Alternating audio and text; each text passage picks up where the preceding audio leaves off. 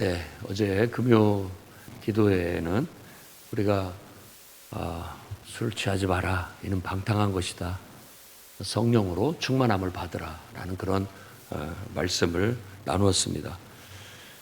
그리고 이제 오늘 아침은 새벽마다 우리는 매일 성경을 한 장씩 우리 풍요로운 교회는 정해놓고 이렇게 읽습니다. 그게 성경이 1189장으로 이루어져 있기 때문에 매일 한 장씩을 꾸준히 읽고 이렇게 노트에 요약도 하고 기록도 하고 그렇게 읽노라면 딱 3년 3개월이 걸립니다. 그렇게 한 장 한 장 이렇게 읽고 머릿속에 새기고 마음속에 새기다 보면 성경에 대한 깊이가 있어요. 그래서 나중에 다른 신약을 읽으면 구약이 생각이 나고 구약을 읽으면 또 신약과 연관돼서 다 이해가 되고 그렇습니다. 그리고 이런 성경의 기본적인 기초가 신앙의 성장에도 도움이 되고 또 우리가 삶을 살아가는 데 있어서도 우리가 삶을 살아갈 수 있는 건전한 신념 그리고 건전한 가치관을 형성하게 만들어줘요. 그렇기 때문에 이거 아주 중요한 습관입니다. 여러 가지 다른 것들도 해야 되겠지만 공부도 하고 또 가끔 뭐 휴식을 위해서 게임도 하고 뭐 할 수는 있겠지만 어제 말씀처럼 적당히 질서를 지키고 균형을 지켜가면서 내게 뭐가 더 소중한 것인지를 알고 우선적으로 우리가 하나님 앞에 말씀과 기도로 하루를 시작할 수 있어야 됩니다. 그것이 습관이 된다면 훨씬 내 마음이 밝아지고 또 내가 더 의지가 강해지고 또 모든 면에 있어서 탁월한 지혜와 능력을 발휘하는 그런 하나님의 자녀들이 될 수가 있습니다. 시편의 마지막 장인 150편. 시편은 장이라고 안 하고 이제 노래이기 때문에 편이라는 말을 씁니다. 그래서 시편이라고 말하고 또 150편이라고 얘기합니다. 마지막은 송영이에요. 맨 처음도 송영으로 시작하고 끝도 송영으로 시작해요. 송영이라는 말은 이렇게 하나님을 이렇게 높이는 특별한 그런 거죠. 여러분들도 그렇잖아요. 어떤 것을 구성을 할 때 처음 시작을 오픈을 어떻게 할까? 그리고 마무리는 어떻게 할까? 이게 마무리 노래라는 것이에요. 그걸 송영이라고 그렇게 얘기를 합니다. 이 마무리는 이제 구조가 딱 짜여져 있어요. 그러니까 우리로 말하면 육하원칙 알죠? 언제 어디서 누가 무엇을 어떻게 했나 이런 이제 영어로 말하자면 H로 시작되는 의문사 그걸 육하원칙이라고 하는데 여기서는 하나님을 찬양하라는 거예요. 우리 인간은 모든 피조물들은 하나님을 찬양하기 위해서 만들어졌다라는 거예요. 그것을 이제 딱 다 육하원칙을 따르진 않지만 육하원칙의 형태로 말하고 있어요. 그래서 어디서 찬양을 해야 되느냐라고 묻는다면 성소에서 오늘날로 적용을 한다면 하나님을 예배하는 장소인 예배당 성전에서라고 할 수 있겠죠. 그래서 우리가 이 성전에 모이는 것은 다른 것도 해야 되겠지만 제일 중요한 첫 번째 목적은 하나님을 찬양하기 위해서 예배하기 위해서 모이는 겁니다. 그러니까 우리 하는 모든 일들이 꼭 노래를 하고 뭐 이렇게 해서 이런 의식을 갖춰야만 예배가 아니라 모든 것을 예배라고도 볼 수 있습니다. 그러나 더 본질적인 예배의 성격을 살리는 것은 이렇게 모여서 찬송도 하고 기도도 하고 말씀도 듣는 그런 예배죠. 예배로 하나님을 찬양할 수 있습니다. 또 여러분들 같이 어제 모여서 같이 다과를 나누는 것도 음식을 나누는 것도 예배의 일환이에요. 하나님의 은혜 안에서 함께 그 기쁨을 나누는 거니까. 그리고 같이 어울려서 노는 것도 예배의 일환이에요. 그렇기 때문에 그 속에서는 항상 본질적으로 그런 모든 모습 속에 하나님이 보셨을 때 나도 기쁘다. 너희들이 기뻐하니까 나도 참 기쁘다. 너희들이 이렇게 모여서 함께 화기애애하게 그렇게 지내니까 나도 기쁘다. 이런 게 하나님께 올려지는 예배가 될 수 있다라는 거예요. 그래서 성전에 우리는 모이기를 힘써야 되겠고 또 이어서 대꾸법이라고 하는데 꼭 똑같은 말을 2번 반복해요. 2번. 그러니까 오늘 말씀에 성소에서 하나님을 찬양해라, 권능의 궁창에서 찬양해라. 이 말이 내나 같은 말을 하는 거예요. 2번을 대부분 반복합니다. 왜 그러냐면 그 의미를 더 풍성히 하고 강조하기 위해서. 여러분들도 중요한 말을 할 때 한 번만 말하지 않죠. 2번 말하잖아요. 2번 이상 말하는 거예요. 그런 걸 통해서 더 강조하고 그 의미를 더 풍성하게 하고자 하는 겁니다. 성소라고 말하는 것이 여기에서 2번째 말할 때는 하늘에 있는 성전을 얘기해요. 그러니까 이 지상의 성전은 하늘에 있는 성전을 모형을 따서 만들었다고 모세가 말하고 있어요. 그러니까 모세도 땅에다가 하나님이 거하실 수 있는, 하나님을 예배하고 하나님을 만날 수 있는 장소를 만들었는데 그 장소를 이렇게 그때 당시에는 이제 천막을 쳤으니까 그 하나님을 만나는 장소가 회막, 만나는 장소라는 뜻이에요. 그리고 그곳은 특별한, 다른 집하고는 특별한 집이고 거룩한 집이기 때문에 성막이라고도 했던 거예요. 그래서 그걸 성막이라고도 하고 하나님을 만나는 장소라 해서 회막이라고도 했던 거예요. 우리가 하나님을 만나기 위해서 모이는 이 건물도 우리는 성전, 이곳이 바로 하나님을 만나는 거룩한 집이다라고 해서 성전이라고 하는 거고, 또 보통 우리가 교회라고 하잖아요. 교회는 모이는 장소라는 뜻입니다. 하나님을 만나기 위해서, 예배하기 위해서 모이는 장소. 이 모든 것들은 바로 저 영적인 하늘에 하나님을 예배하기 위한 장소예요. 그러니까 그것을 모형으로 만들었다라는 거예요. 그 말은 바로 하늘에 가서 우리가 예배 드릴 수는 없으니까 그 하늘의 예배당을 이 지상에다가 모형을 만들어서 하나님을 예배하는 것이다 라는 거예요. 오늘 여러분들이 이 성전에서 모이고 여기서 하는 모든 모임은 하나님을 찬양하는 행위이고 또 하나님을 예배하는 것이 곧 하나님을 찬양하는 행위이다라는 걸 아시기 바랍니다. 그럼 우리가 모여서 무엇을 해야 되느냐? 2절 말씀에 뭐라고 얘기합니까? 2절에 그의 능하신 행동을 찬양해라. 또 그의 지극히 위대하심을 찬양해라. 능하신 행동과 그리고 위대하신 그런 어떤 것을 찬양하라는 거예요. 그러니까 하나님이라는 존재에 대해서 여러분들이 이제 어떻게 생각하고 있는지는 모르겠지만 여러분들이 알고 하나님에 대해서 말하는 모든 것들은 하나님의 지극히 일부분을 말하는 거예요. 그러니까 많은 사람들이 그 일부분을 얘기했을 때 그 일부분에 대해서는 비판도 할 수 있고 또 뭐 그거에 대해서는 왜곡되게 말할 수가 있어요. 왜냐하면 여러분 뭐 코끼리를 한 번도 보지 않은 사람이 눈먼 봉사가 코끼리를 이렇게 만졌다고 해보세요. 코를 만진 사람도 있고 다리를 만진 사람도 있고 뭐 배를 만진 사람도 있고 꼬리를 만진 사람도 있는데 자기가 아는 코끼리는 이렇게 생겼다. 코를 만진 사람이 그렇게 얘기하겠죠. 꼬리를 만진 사람은 이렇게 생겼다. 다리를 만진 사람은 이렇게 생겼다. 다 틀려요. 그러면 도대체 코끼리라는 것은 도대체 어떻게 생긴 거냐? 너 말이 틀리고 너 말이 틀리고 너 말이 틀린데 그럼 코끼리는 뭐냐? 라는 거죠. 근데 우리가 신의 존재에 대해서는 너무 그 존재는 크고 우리가 이해할 수 없을 만큼 그런 너무 위대한 존재이기 때문에 우리가 이렇게 그분에 대해서 뭘 이렇게 느꼈을 때, 경험했을 때, 아, 하나님은 사랑이시다 라고 하는 거예요. 그러면 하나님은 그냥 사랑 그 자체이시냐? 아니에요. 하나님은 사랑이시라는 것은 하나님의 속성 중에 일부분을 아는 거예요. 근데 그게 전부라고 생각하면 안 되겠죠.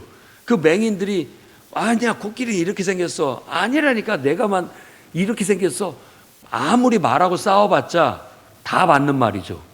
서로 다 제각각이 틀린 말을 하지만 다 맞는 말인 것처럼 하나님의 존재를 우리가 경험을 했을 때 하나님은 사랑이시야. 사랑의 하나님이야. 라고 말하지만 또 다른 면을 경험한 사람은 하나님은 진노의 하나님이야. 완전히 다르죠. 그래서 하나님의 존재에 대해서 아무리 우리가 과장을 해서 말을 하고 별의별 소리를 다 하더라도 하나님의 그 크고 하나님의 그 위대하심은 다 설명을 할 수가 없어요. 그게 참 신입니다. 그런데 우상 있잖아요. 우상은 특징이 있어요. 우상은 온갖 치장을 다 해요. 그렇죠? 한번 생각해 봐요. 우상을 만들 때는 이걸 우리가 이 나무를 신이라고 해보자. 이 나무가 우리에게 복을 주고 이 나무가 우리를 건강하게 지켜줘. 이렇게 해서 이 신을 만드는데 이 평범한 나무이면 사람들이 그렇게 특별하게 생각을 안 하잖아요. 그러니까 여기다가 막 붉은 줄도 치고 막 희왕찬란한 것도 갖다가 걸고 또 좀 막 무섭게 보이게 뭔가를 꾸미기도 하고 이렇게 하는 거예요. 그러면 사람들이 여기 오면 위압이 되는 거예요. 위축이. 무섭고 막 특별해 보이니까 눈이 회둥근해지고 그렇게 해서 우상을 만드는데 아무리 막 희왕찬란하게 치장을 해도 그 나무는 그냥 나무일 뿐이잖아요. 그 이상이 아니잖아요. 그것이 우상을 말하는 그런 신개념이에요. 그러니까 잘 생각해 보세요. 뭐가 가짜고 뭐가 진짜인지. 세상에서 지나치게 과장을 하고 막 휘황찬란하게 꾸미고 막 공포를 유발하고 막 이렇게 하는 것들은 대부분 다 우상입니다. 진짜 참신은 애써 포장하지 않고 애써 이렇게 휘황찬란하게 과장하고 축소하지 않아도 그분의 존재 자체는 우리가 다 담을 수가 없고 다 알 수도 없는 너무나 위대하신 분이에요. 그러니까 그분이 능하신 행동 그리고 지극히 위대하심, 가장 위대한 그분의 능력은 나를 창조하신 거예요. 내가 있어야 생각할 수도 있는 거고 내가 있어야 생각하고 신이라는 존재를 느낄 수 있고 경험할 수 있는 것이죠. 가장 위대한 것은 여러분들이 지금 살아서 숨쉬고 있고 생각하고 있다라는 거예요. 그것이 사실 하나님이 존재하시는 이 어떤 증거이기도 하고요. 그래서 내 안에도 하나님이 계시고 나를 봐라. 내가 왜 이렇게 살아서 숨쉬고 이런 생각을 하고 살아가느냐. 내가 존재하기 때문에 내가 존재한다라는 것은 나를 창조한 어떤 정말 알 수 없지만 위대한 신이 존재한 것이다 라고 보는 거예요. 그러면 예수님께서도 하나님을 좀 보여주십시오 라고 누군가가 얘기를 했을 때 이야 왜 하나님을 자꾸 보여달라고 하느냐. 하나님 너희 안에 있다 라고 그렇게 얘기했잖아요. 그러면 서로를 봐보세요. 저 인간이 저렇게 살아있고 나한테 유익도 주고 나한테 해로움도 주고 그런 거 보니까 신은 정말 살아있네. 너를 보니 네 안에 신이 있다.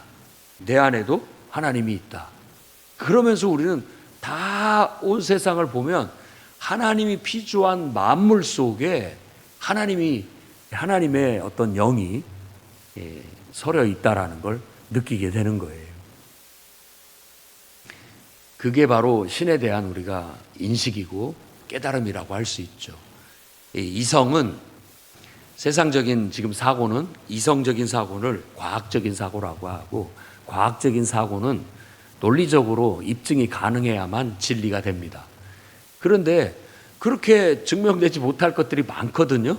그런데 그런 것들을 우리가 존재하지 않는다라고 말할 수는 없는 거라는 거예요. 왜냐하면 존재하는 것을 우리가 입증하지 못할 뿐인 거죠. 그런 것들을 이제 불가지론이라고 하는 겁니다. 설명할 수가 없어요. 입증을 할 수가 없어요.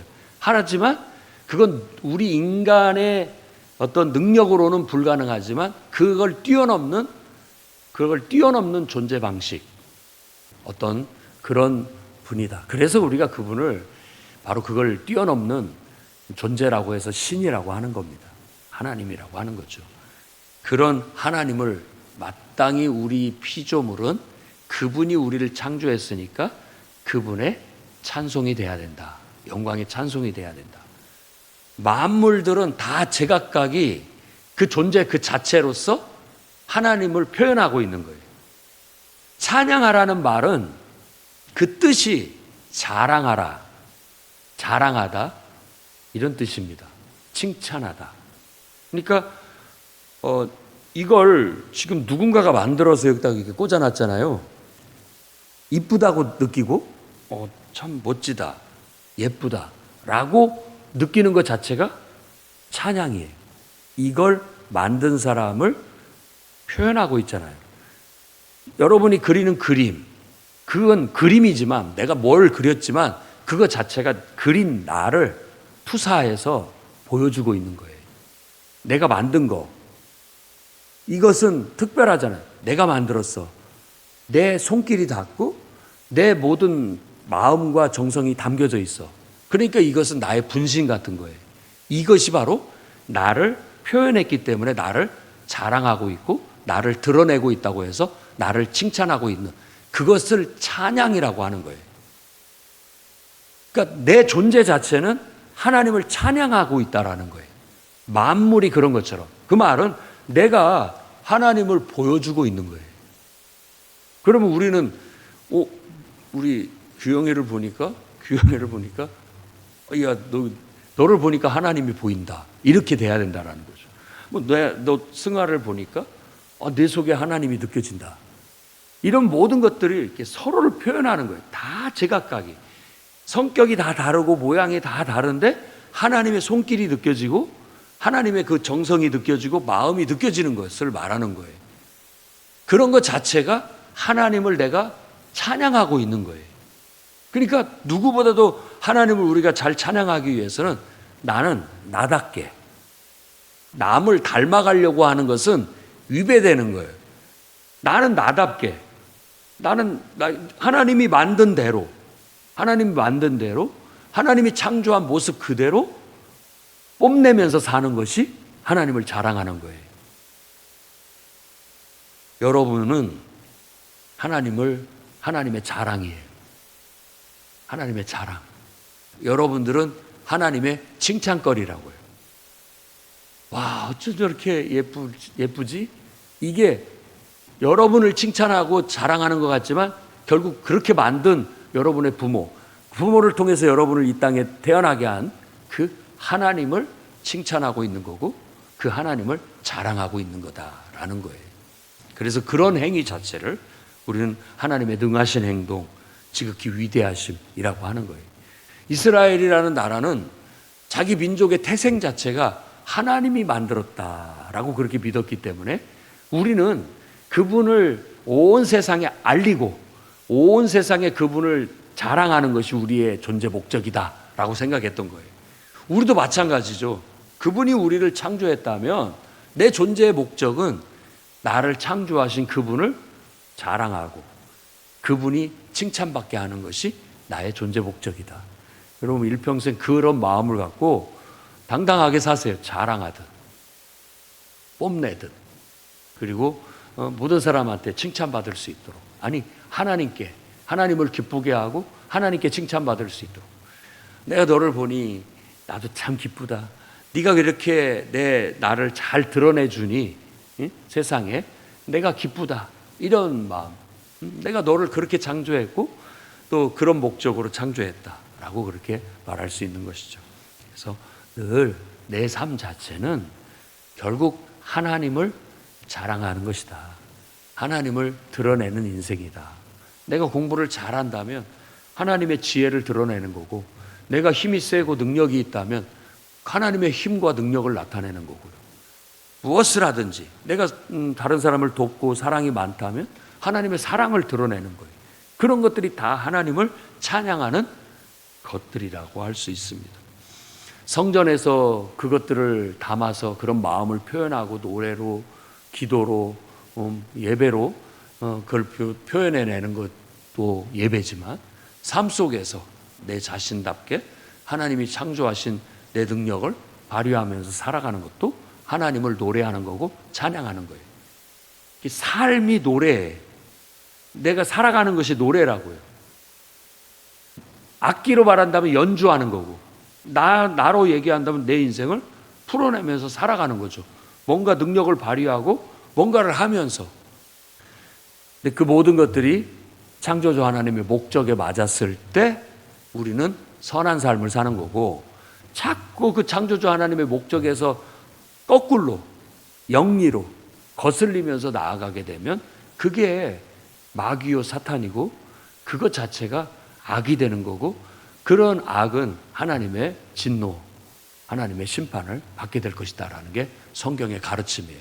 그러니까 자꾸 하나님의 창조주의 선한 목적에 거슬려서 엉뚱한 길로 가려고 하지 말고, 바람을 타듯이 바람이 부는 대로 하나님이 나를 창조하신 선하신 목적에 따라서 그분이 나를 이끄시는 대로 어디로 인도하든지 나는 그분을 철떡같이 믿고 나를 가장 좋은 곳으로, 가장 복된 곳으로 인도하시라는 걸 믿고 그분 손잡고 즐겁고 행복하게 마음껏 능력 발휘하면서 살라고 하나님이 우리를 창조하셨다라는 거예요.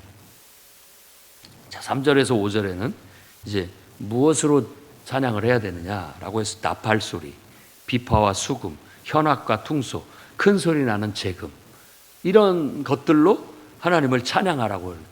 특징은 소리 나는 거예요. 소리, 악기 연주, 그것도 이제 큰 소리를 내도록 한 거예요. 드럼, 재금이라고 하면은 이 드럼의 심벌을 얘기하는 것이라고 볼 수 있고, 현악과 퉁소, 현악기는 이제 바이올린이라든지 이런 현이 있는 걸 말하는 거고, 비파와 수금, 나팔 소리, 뭐 이런 것들은 관악기, 또 뭐 건반, 리듬 악기, 뭐 모든 악기들을 연주해서 아름다운 소리를 내서 하나님의 아름다움을 드러내라는 거예요.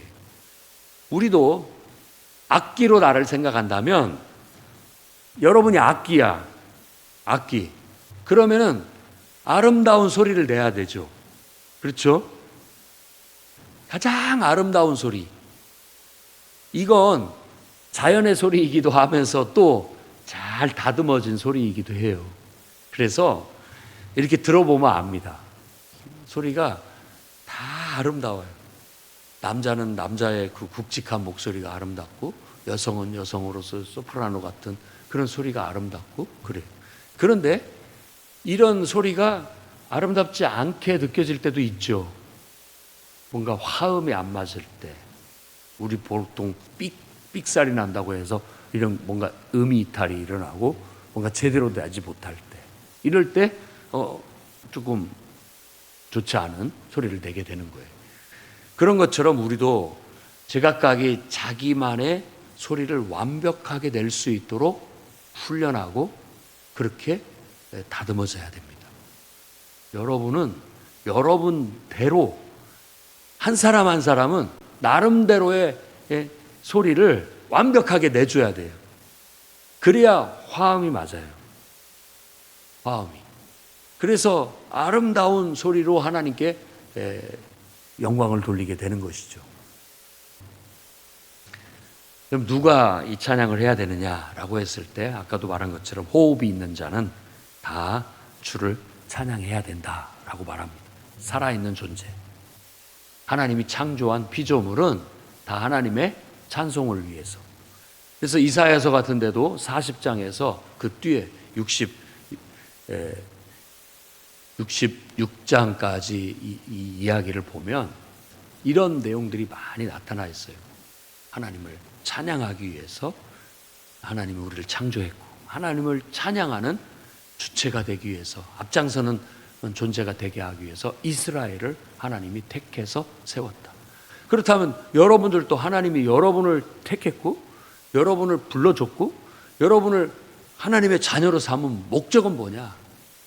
하나님을 찬송하게 하기 위해서, 온 세상에 하나님의 아름다움을 드러내기 위해서, 하나님의 영광을 나타내게 하기 위해서 하나님이 우리를 창조했다는 거예요. 그러니까 여러분 학교 가서도 아주 아름답게 사세요. 아름답게. 거기 가서도 당당하고 힘있게 하나님의 자녀라는, 하나님을 섬기는 하나님의 백성이라는, 하나님이 내 안에 함께 계시다라는 긍지와 자부심을 가지고 당당하게 자기답게 하나님이 주신 재능들을 막 끄집어내면서 발휘하면서 다른 사람과 화합, 그러니까 아름다운 하모니를 이루면서 서로 살아가게 된다면 창조주가 여러분을 이렇게 지켜보면서 흐뭇한 미소를 짓고 기뻐하실 거라는 거예요. 그것 자체가 하나님을 찬양하는 삶이에요. 우리는 하나님의 피조물이에요. 하나님 우리를 하나님의 영광의 찬송이 되게 하려고 우리를 창조했습니다. 그러니 여러분의 인생이 지금부터 분명한 정체성을 가지고 나는 하나님의 사람이야. 하나님이 나를 택했고 나는 하나님이 나를 창조해서 이 땅에 보낸 나는 하나님의 자녀야. 어디서든지 나는 하나님의 자녀답게 하나님을 찬송하는, 하나님께 영광 돌리고 하나님을 널리 알리고 하나님의 영광을 드러내는 그런 삶을 살 거야. 내가 공부를 잘해서 훌륭한 학자가 되더라도 나는 그때도 학자로서 겸손히 하나님을 알아가고 하나님을 알릴 거야. 내가 또 사업가가 돼서 정말 이 나라를 좌지우지할 수 있는 훌륭한 사업가가 돼서 큰 돈을 벌더라도 나는 내 마음대로 쓰지 않고 하나님의 영광을 위해 아름다운 하나님을 드러내는 데 사용할 거야. 이게 바로 하나님의 영광의 찬송으로 살아가는 삶이죠. 나는 훌륭한 예술가가 돼서 하나님의 그 아름다움을 온 세상에 알릴 거야. 이게 바로 우리가 살아가는 이유고 우리가 존재하는 이유고 우리의 삶의 목적이고 방향이에요. 그걸 마지막으로 못 박으면서 이 시편은 끝이 나게 되는 겁니다. 노래는 꼭 노래만을 얘기하는 게 아니다. 노래는 우리의 삶이다. 삶이 노래로 되는 거예요. 삶의 경험을 노래로 만들었을 뿐이에요. 그러면 노래 그 자체가 노래가 아니라 그 노래는 삶이에요. 삶에서 나온 거예요. 여러분의 삶으로 연주해서 삶을 잘 연주해내서 하나님께 아름다운 소리로 그분을 기쁘게 하고 그분을 온 세상에 알리는 그런 삶을 살기를 주의 이름으로 축복합니다. 아멘. 기도하겠습니다. 거룩하신 주님, 우리 인간으로서 가장 고귀한 그런 기능을 발휘하며 살게 해 주옵소서. 원래 하나님께서 우리를 하나님의 형상대로 창조하시고 우리로 하나님의 영광의 찬송이 되게 하시려고 지으셨으니 하나님을 기뻐하고 하나님을 기쁘게 하는 그런 원래 그 기능을 회복하게 하시고 또 하나님을 믿는 믿음 안에서 성령 충만함을 받아 그 능력들을 힘있고 더 활발하게 발휘하면서 어떤 구김살도 없이 그렇게 떳떳하고 당당하게 밝고 환하게 인생을 펼치며 살아가게 해 주시옵소서. 예수님 이름으로 기도드립니다.